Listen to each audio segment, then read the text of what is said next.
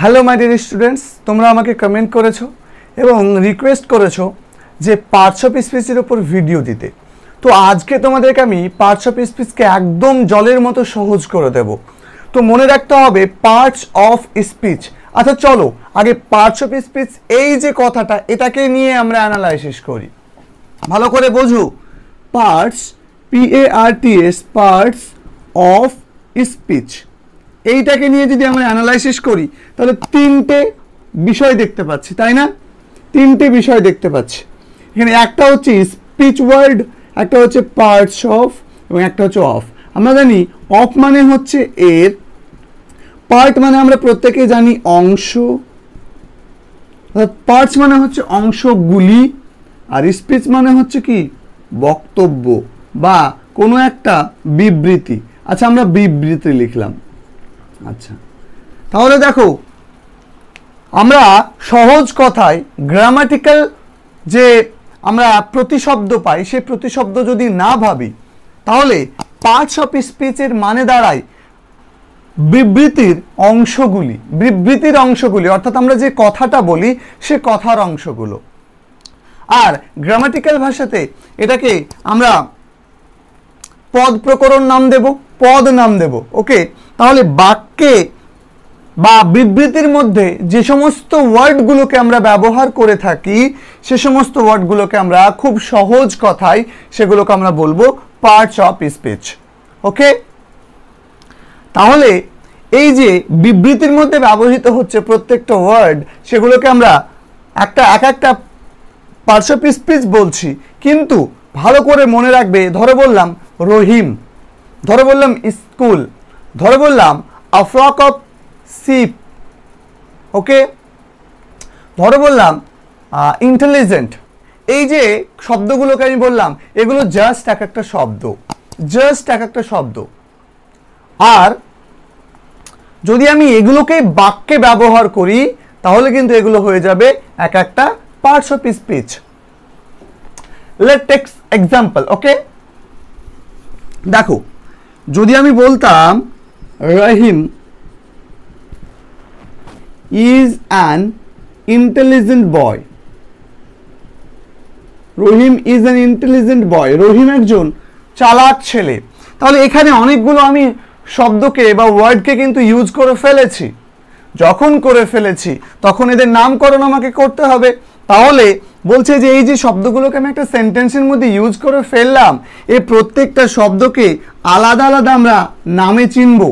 কেন? এতক্ষণ তারা শব্দ ছিল, কিন্তু যখন এরা একটা সেন্টেন্সের মধ্যে ব্যবহৃত হয়ে যাচ্ছে তখন এদেরকে আমরা আর শব্দ নামে চিনবো না, আমরা এদেরকে নতুন নামে চিনবো। আর নতুন নামটা কি? নতুন নামটা হচ্ছে পার্টস অফ স্পিচ।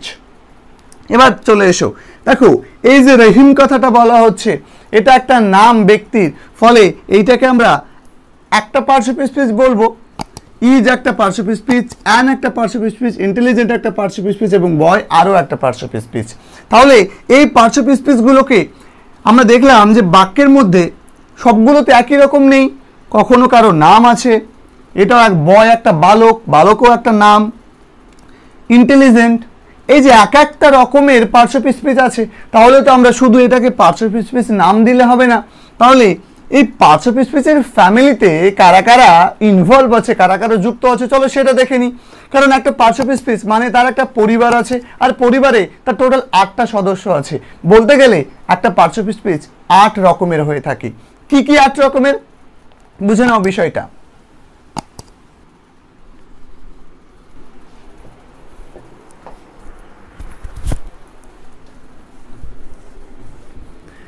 তাহলে পার্টস অফ স্পিচ 8 রকমের। একটাকে আমরা নাম দেব নাউন, অর্থাৎ তার পরিবারের একটা সদস্য যেটা নাম হচ্ছে নাউন। 2 নম্বরে আমরা বলবো প্রোনাউন। 3 নম্বরে আমরা বলবো অ্যাডজেক্টিভ। কেন বলো তো?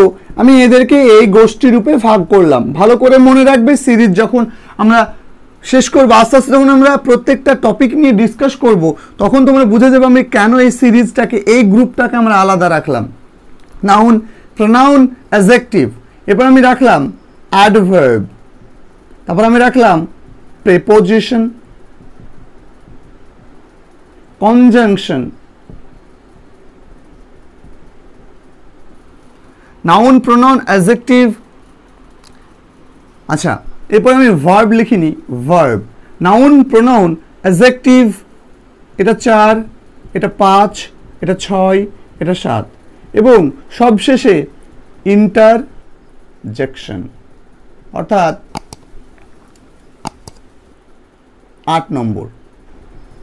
তাহলে এতগুলো একটা সেন্টেন্সের মধ্যে এতগুলো পার্টস অফ স্পিচ কিন্তু থাকতে পারে। তাহলে পার্টস অফ স্পিচের পরিবার এইটা, এই পরিবারে 8টা সদস্য, পার্টস অফ স্পিচ 8 প্রকার, noun pronoun adjective verb adverb preposition conjunction interjection. প্রোনাউন্সিয়েশনগুলো তোমাকে ঠিক করতে হবে। তাহলে এবার এই নাউনটা নিয়ে যদি আমি ডিসকাস করি, নাউনটা নিয়ে যদি আমি কথা বলি, কি হবে? নাউন কাকে বলে?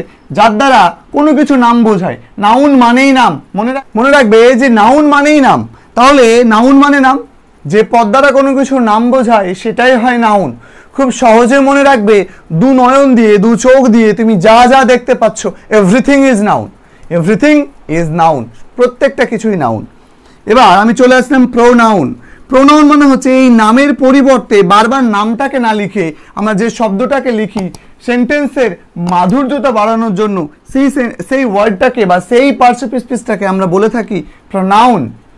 আবার এই যে অ্যাডজেক্টিভ, এই নাউন এবং প্রোনাউন, দেখো আমি কেন ভাগ করেছিলাম। নাউন এবং প্রোনাউন সম্পর্কে আমাদেরকে কিছু একটা অতিরিক্ত তথ্য দিবে যে পার্টস অফ স্পিচ, তাকে আমরা বলবো অ্যাডজেক্টিভ। গ্রামারের ভাষায় কি বলবো? যে পার্টস অফ স্পিচ কি করে, নাউন বা প্রোনাউনের দোষ, গুণ, সংখ্যা, পরিমাণ, অবস্থা ইত্যাদি বোঝায়, তাকে আমরা বলবো অ্যাডজেক্টিভ। ভার্ব, ভার্ব কাকে বলে? ভার্ব মানে হচ্ছে যার দ্বারা কোনো কিছু করা, হওয়া বা থাকা বোঝায়, সেটা হচ্ছে ভার্ব। অ্যাডভার্ব কাকে বলে? নাউন প্রোনাউন ছাড়া, নাউন প্রোনাউন ছাড়া অন্য, নাউন প্রোনাউন ইন্টারজেকশন ছাড়া, নাউন প্রোনাউন ইন্টারজেকশন ছাড়া বা কনজাংশন বাদ দিয়ে দাও, নাউন প্রোনাউন ইন্টারজেকশন এবং কনজাংশন ছাড়া যে ওয়ার্ড অন্য ওয়ার্ডের অর্থাৎ অ্যাডজেক্টিভ, ভার্ব, অ্যাডভার্ব, প্রেপোজিশনের সম্পর্কে একটা অতিরিক্ত তথ্য দেবে, তাকে আমরা সেই ওয়ার্ডটাকে বা সেই পার্টস অফ স্পিচটাকে আমরা বলবো অ্যাডভার্ব। প্রেপোজিশন, প্রেপোজিশন মানে হচ্ছে, preposition is a word, preposition হলো একটা শব্দ হুইচ ইজ প্লেসড, যেটা বসে বিফোর আ নাউন, একটা নাউনের আগে, অর আ প্রোনাউন বা প্রোনাউনের আগে, okay, to show its relation, to show its relation between the rest part of the sentence. অর্থাৎ কোনো একটা সেন্টেন্সের মধ্যে প্রেপোজিশন নাউন বা প্রোনাউনের আগে বসবে কি করার জন্য? সম্পর্ক দেখানোর জন্য। কার সঙ্গে? ওই যে নাউনটার সঙ্গে বা প্রোনাউনটার সঙ্গে সেন্টেন্সের আরও যে বাকি অংশগুলো আছে সেই বাকি অংশের মধ্যে সম্পর্ক বোঝানোর জন্য। আমরা আলাদা আলাদা করে প্রত্যেকটা বিষয় শিখবো। কনজাংশন, কনজাংশন মানে হচ্ছে সংযোজন। যখন দুটো যে ওয়ার্ড দুটো সেন্টেন্সকে যুক্ত করে সেই ওয়ার্ডটাকে আমরা কনজাংশন বলবো। ইন্টারজেকশন, যে ওয়ার্ডকে আমরা আবেগ, বিস্ময়, ভয়, ক্রোধ ইত্যাদি বোঝানোর জন্য ব্যবহার করে থাকি সেগুলোকে আমরা বলবো ইন্টারজেকশন। এবার আমাদের টোটাল অংশটা আমি মোটামুটি ডিসকাস করে দিলাম। প্রত্যেকটা টপিক নিয়ে আমি আলাদা আলাদা ভিডিও দেবো, তাই আজকের ভিডিওতে জাস্ট আমরা পার্টস অফ স্পিচকে ফোকাস করব। এবার আমি এই যে 3-4টে সেন্টেন্স লিখেছি, এই সেন্টেন্সের মধ্যে প্রত্যেকটা পার্টস অফ স্পিচ কিন্তু এর মধ্যে লুকিয়ে আছে। তাহলে এই তিনটের মধ্যেও কিন্তু সেম ভাবে পার্টস অফ স্পিচগুলো লুকিয়ে আছে, শুধু আমাকে খুঁজতে হবে। খোঁজাটা শেখো। আজকের ভিডিও শেষ করব 4টে এক্সাম্পল এবং প্রত্যেকটার মধ্যে এই পার্টস অফ স্পিচের পরিবারের কে কোথায় বসে আছে সেটা খুঁজে নিয়ে। তাহলে প্রথমে দেখো আই, আই মানে আমি। কার পরিবর্তে বসেছে? কোনো একটা নামের পরিবর্তে। দেখো আমার নামটা আমি লিখেছি মোহাইমিন, তাহলে এর আগে আমি এই কথাটাকে বসাচ্ছি, মানে মোহাইমিনের বদলে আমি আই কথাটাকে বলতে পারি। ফলে এই আই হচ্ছে একটা প্রোনাউন। আই কি? আই হচ্ছে একটা প্রোনাউন। এই যে মোহাইমিন একটা নাম এবং আমি এটাকে ক্যাপিটাল লেটারে লিখেছি, দ্যাট মিনস এটা হচ্ছে একটা নাউন। নেক্সট দেখো অ্যাম, অ্যাম হচ্ছে একটা অক্সিলিয়ারি ভার্ব। প্লেয়িং, খেলা করছে, কোনো কিছু করা, তার মানে প্লেয়িং, এটা হচ্ছে আমাদের ভার্ব, এটা আমাদের নাউন, এটা আমাদের প্রোনাউন। হ্যাপিলি, কেমন ভাবে খেলা করছে? কেমন ভাবে না তো তোমার আনন্দ সহকারে, তার মানে এটা অ্যাডভার্ব। কেমন ভাবে খেলছে? অ্যাডভার্ব। কেন? কারণ ভার্বকে তুমি প্রশ্ন করছো, খেলা করাটাকে কেমন ভাবে খেলা করছে, ভালো হাসি মানে হ্যাপিলি খেলা করছে, আনন্দ সহকারে খেলা করছে, সুতরাং এটা হবে অ্যাডভার্ব। কোথায় খেলা করছে দেখো, এইটা একটা স্কুল, একটা প্লেস, মানে এটাও একটা নাউন, আর নাউনের আগে যে ওয়ার্ডটা বসে সে ওয়ার্ডটাকে কি বলেছিলাম, প্রেপোজিশন, ফলে এইটা হয়ে যাবে আমাদের প্রেপোজিশন। ওকে, খুবই সিম্পল, শুধু বুঝবে ভালো করে বিষয়টা। নেক্সট দেখো, ফাতিমা একজনের নাম, সো এটা একটা নাউন। কেম এসেছিল, এসেছিল দেখো আসা একটা কাজ করা, সুতরাং এইটা ভার্ব। স্মাইলিং কেমন ভাবে এসেছিল, হাসতে হাসতে এসেছিল, দ্যাট মিন্স এটা একটা অ্যাডভার্ব। কেমন ভাবে, ভার্বকে কেমন ভাবে প্রশ্ন করবে, উত্তর পেলে সেটা অ্যাডভার্ব হবে। অ্যান্ড এই যে দেখো, অ্যান্ড এই যে আসা এবং বসা দুটো বিষয়কে যুক্ত করেছে অ্যান্ড শব্দটা, সো দ্যাট মিন্স এটা তোমাকে লিখতে হবে কনজাংশন। ওকে, নেক্সট স্যাট বসেছিল, এটাও ভার্ব। অন দেখো চেয়ার, চেয়ারের উপরে, চেয়ারে বসেছিল, তার মানে চেয়ারটা একটা নাউন, এবং নাউনের আগে যে ওয়ার্ডটা বসছে সেটা আমাদের প্রেপোজিশন। Got it? আশা করি তোমরা বুঝতে পারছো। নেক্সট দেখো, সি, সি হচ্ছে একটা প্রোনাউন। কেন? কারণ আমরা নাউনের বদলে সি কথাটাকে বসাই। সি একটা মেয়ের নাম বললে তার নামের বদলে আমরা কিন্তু সি বসাই, সো সি হচ্ছে একটা প্রোনাউন। ওয়াজ একটা ভার্ব। ভেরি হ্যাপি খুব খুশি, সে কেমন ছিল, সে খুব খুশি ছিল, তাহলে এই যে হ্যাপি, সে কেমন ছিল, কেমন, সে কেমন, সে কেমন, দেখো নাউনকে প্রশ্ন করছি কেমন দিয়ে, সুতরাং এইটা হয়ে যাবে আমাদের অ্যাডজেক্টিভ। কেমন খুশি, না তো খুব খুশি, তাহলে এটা হয়ে যাবে আমাদের অ্যাডভার্ব। অর্থাৎ অ্যাডজেক্টিভকে যদি আমরা কেমন দিয়ে প্রশ্ন করি তাহলে আমরা পেয়ে যাব অ্যাডভার্ব। অ্যাজ ইট যেন, এইটা হয়ে যাবে আমাদের কনজাংশন। কেন?